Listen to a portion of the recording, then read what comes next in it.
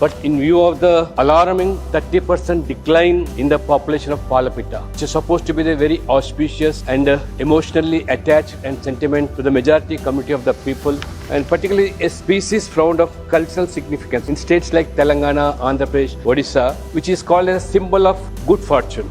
And not only that, during the Dasara festival, which has been displayed and everybody feels that it is to be seen on that, particularly on Dasara festival.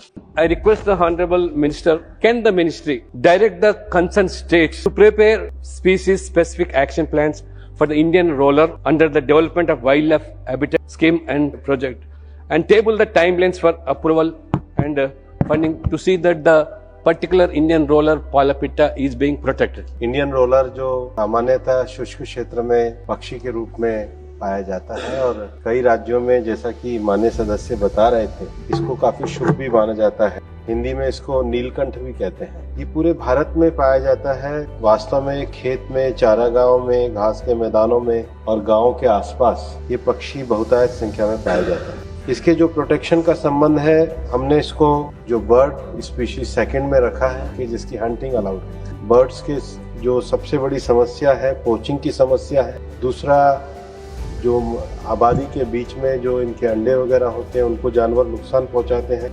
Over ageing भी issue है, ecological factor भी है। कुछ जगहों पे जो कमी आने का कारण है वो इनके हैबिटेट डिस्ट्रक्शन का विषय भी है। हम इनकी चिंता कर रहे हैं, लेकिन इस स्पीशीज का, नीलकंठ का कोई एक स्पेसिफिक प्रोटेक्शन प्रोजेक्ट अभी नहीं चला है।